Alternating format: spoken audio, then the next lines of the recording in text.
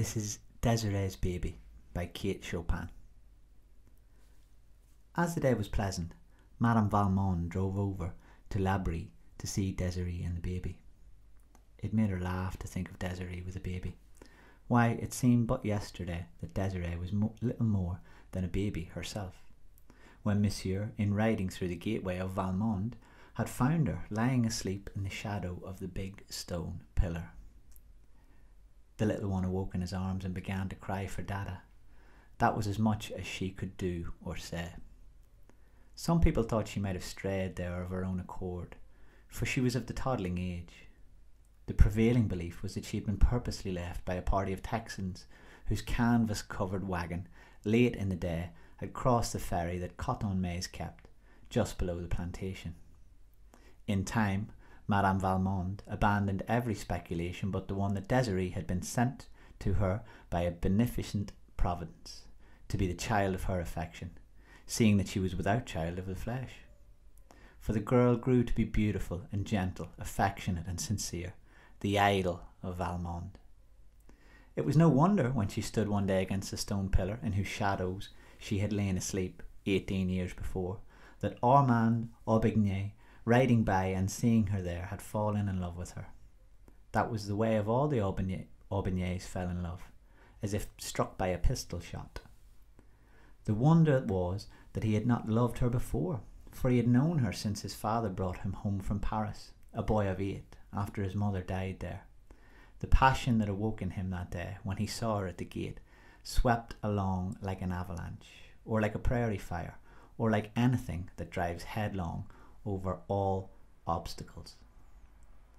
Monsieur Valmont grew practical and wanted things well considered, that is, the girl's obscure origin. Armand looked into her eyes and did not care.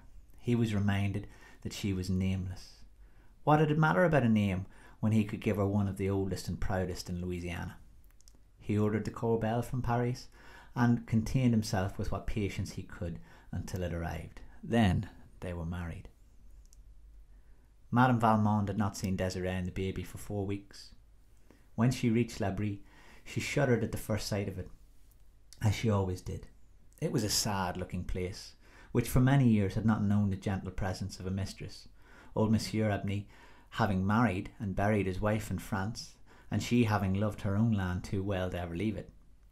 The roof came down steep and black like a cowl, reaching out beyond the wide galleries that encircled the yellow stuccoed house.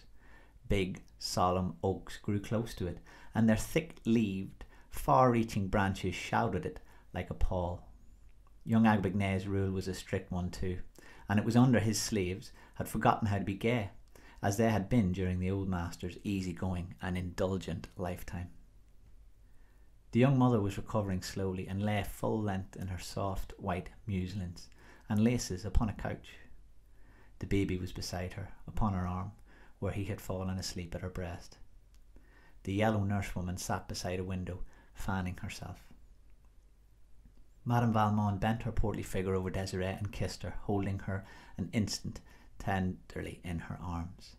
Then she turned to the child. "This is not the baby," she exclaimed in startled tones.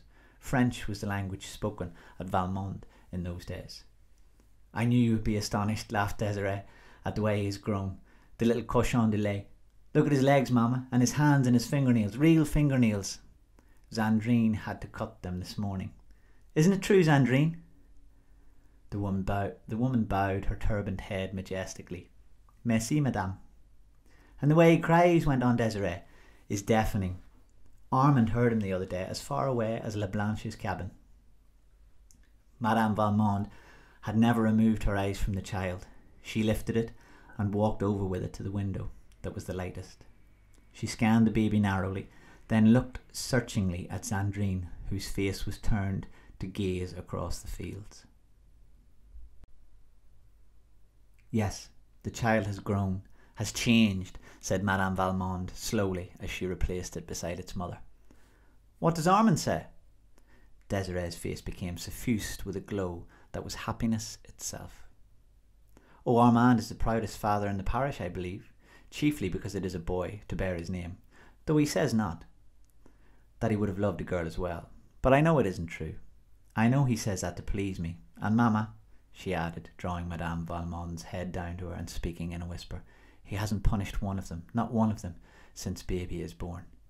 Even Negrion, who pretended to have his burnt leg that he might rest from work. He only laughed and said Negrion was a great scamp.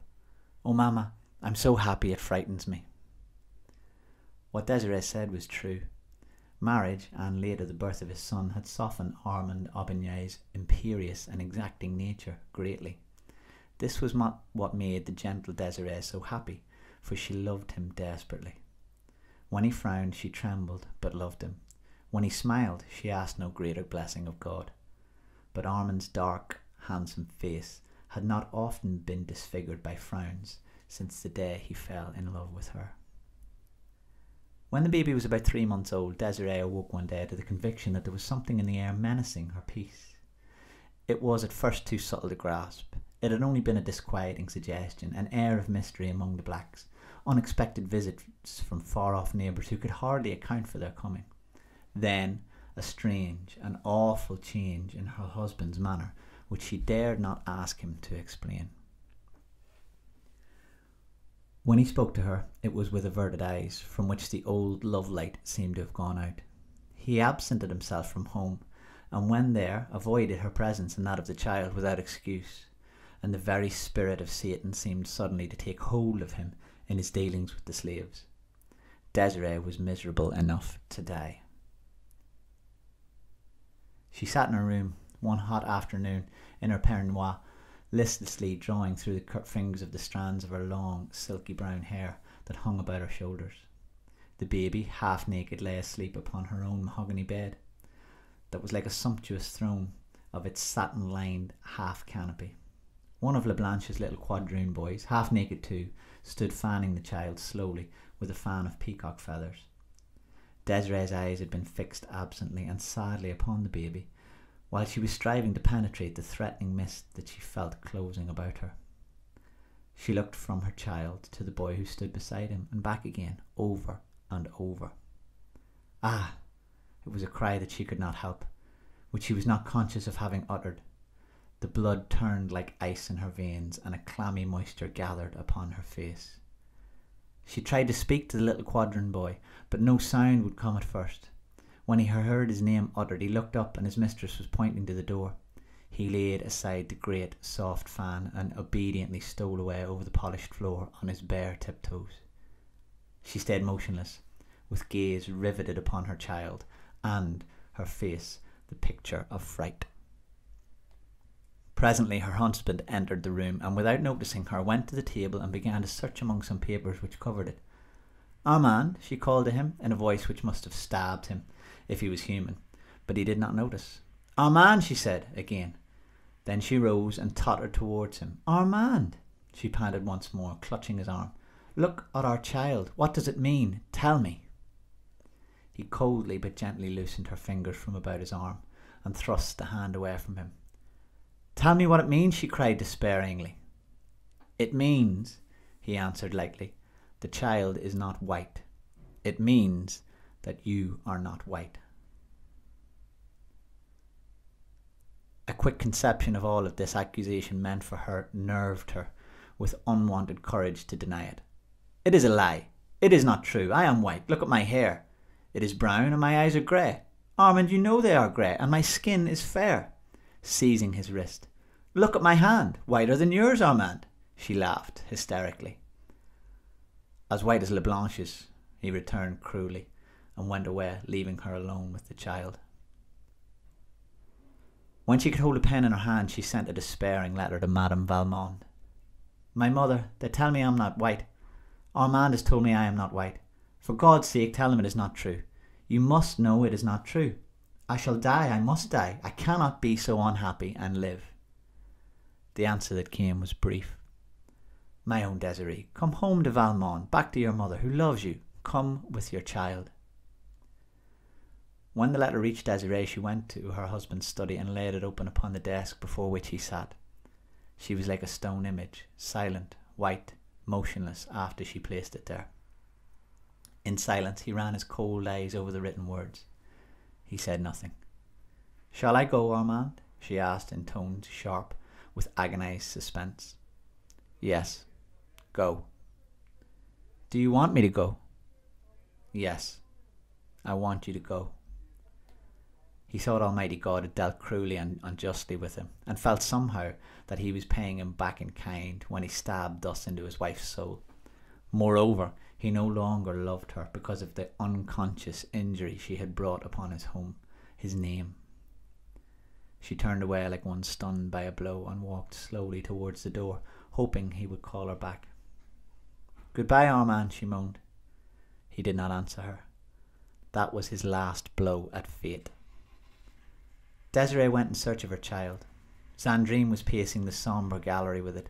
She took the little one from the nurse's arms with no word of explanation, and descending the steps walked away under the live oak branches. It was an October afternoon. The sun was just sinking. Out in the still field, the slaves were picking cotton. Desiree had not changed the thin white garment, nor the slippers which she wore.